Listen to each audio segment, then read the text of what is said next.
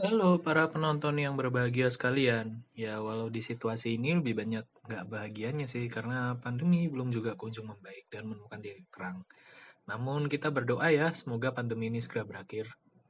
Nah, dalam kesempatan kali ini kami dari kelompok 5 EPI akan menjelaskan materi kita yang berjudul Neo-Merkantilisme dan Teori Klasik dalam Ekonomi Politik Internasional. Bagaimanakah pembahasannya dan perbedaan antara keduanya? Silahkan simak video kami berikut. Nah, pertama-tama, kami akan menjelaskan tentang asumsi neomerkantilisme yang akan dijelaskan oleh teman saya. Let's check it out. Asumsi neomerkantilisme. Jadi, dalam neomerkantilisme itu berkembang dari asumsi merkantilisme yang sebenarnya tidak jauh berbeda. Negara harus mampu mendominasi dan menciptakan ketergantungan dengan cara berdagang. Kedua pandangan ini mempunyai fokus tujuan yang sama, yaitu mencari relative gain daripada mutual gains, yang artinya mencari keuntungan sebesar-besarnya dari negara lain dengan menjual produk dengan harga mahal dan memberi bahan mentah dengan harga murah. Asumsi ini muncul pada Perang Dingin. Munculnya pergeseran kepentingan dari kekuatan militer ke perdagangan. Neomerkantilisme berusaha mentransformasi negara berkembang menjadi negara industri. Kebijakannya adalah yang pertama perdagangan bebas, menciptakan hambatan tarif dagang, melakukan proteksionisme, mengurangi impor dan memperbanyak ekspor. Kan kalau liberalis punya asumsi jika pasar akan berjalan lancar apabila dibiarkan begitu saja. Nah, kalau neomerkan bilang nggak bisa, harus tetap ada campur tangan pemerintah juga, karena mereka melihat sistem ekonomi sebagai zero sum game di mana ada yang menang dan ada yang kalah. Berikutnya ada isu neomerkantilisme. Halo, nama saya Gina. Di sini aku menjelasin isu neomerkantilisme, di mana neomerkantilisme merupakan pemikiran yang di mana pemerintah lebih berkuasa dan pasar tidak berhak untuk ikut campur dalam perekonomian. Salah satunya isu yang terjadi pada tahun 2008, terjadi krisis ekonomi di Uni Eropa. Pada saat itu beberapa di negara di Uni Eropa memiliki utang yang sangat banyak seperti Yunani, Irlandia, Portugal, Italia, Spanyol, dan Spirus. Oleh sebab itu, pemerintahan melakukan pengetatan untuk mendapatkan dukungan keuangan. Akan tapi banyak pemerintahan yang tidak setuju seperti Italia.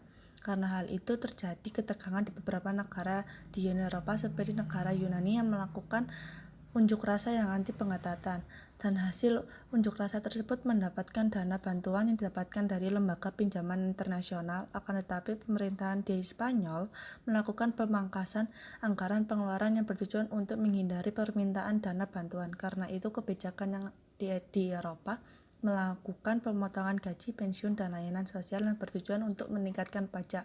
Oleh sebab itu, masyarakat di Eropa sudah tidak percaya lagi dengan pemerintahan.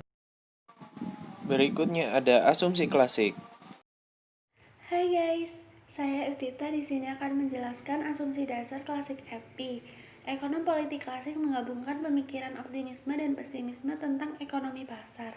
Optimisme terfokus pada antisipasi bahwa pasar akan menghasilkan peningkatan kekayaan dan kebebasan individu tanpa perlu pengawasan oleh gereja atau negara.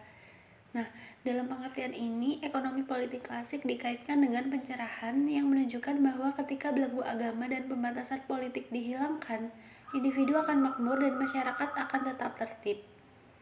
Para ekonom politik klasik sebagian besar tetap berkomitmen pada laissez-faire, yaitu percaya masa depan akan suram, tetapi upaya pemerintah untuk campur tangan hanya akan memperburuk situasi karena pemerintah tidak dapat mengendalikan kelangkaan tanah maupun kecenderungan manusia untuk kelebihan penduduk. Sekian. Berikutnya adalah isu klasik. Oke, saya Aldo akan menjelaskan mengenai studi kasus tentang teori ekonomi klasik. Jadi basic pada teori ini adalah perspektif liberalisme yang mana menekankan pada pasar bebas, dan pasar ini sendiri merupakan aktor utama pada teori ini. Jadi untuk pengaplikasian teori ini terdapat sebuah program yang diusung oleh ASEAN yang bernama ASEAN Economic Community. Program ini bergerak untuk memperluas perdagangan tingkat regional negara ASEAN, atau dapat dibilang tingkat regional Asia Tenggara, serta menambah investasi asing ke dalam negara-negara anggota ASEAN ini.